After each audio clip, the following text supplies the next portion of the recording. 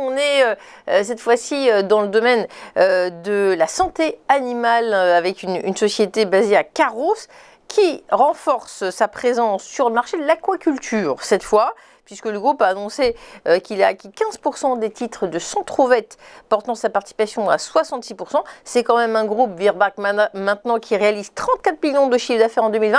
Ça, c'était quelques chiffres pour qu'on ait un ordre de grandeur sur cette société dont vous nous parlez maintenant, Daniel Cohen-Delara.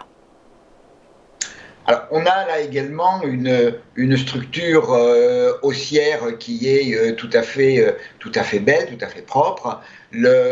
En, je crois, un an, la société a pratiquement multiplié par 3,5 le montant de son action.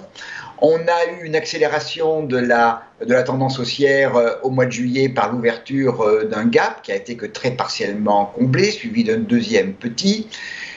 On a eu une consolidation au milieu du mois de septembre qui, comme souvent et on l'a vu sur d'autres actifs, on est reparti vers le haut de manière assez puissante avec un nouveau gap et une bougie verte au 15 septembre tout à fait significative.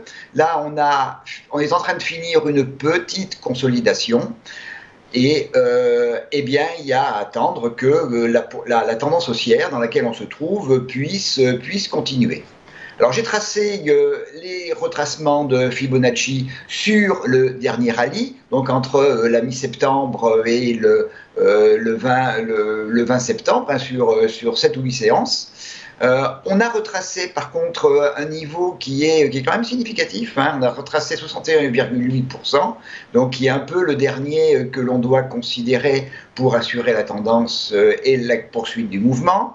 On a une moyenne mobile 65 qui soutient les cours également, et toujours la petite moyenne mobile exponentielle 34 qui, elle, est venue véritablement arrêter la consolidation de la dernière consolidation. Alors, les niveaux maintenant, on doit techniquement avoir la possibilité de rejoindre le plus haut historique à 397,50. Alors, moi, je serai prudent quand on arrivera à 397,50 parce qu'on a véritablement consolidé à un niveau significatif, donc de 61,8. Et puis, si jamais on franchit, eh bien, c'est 408, 421. La rupture de 357 € invaliderait cette lecture d'une nouvelle poursuite de la tendance haussière.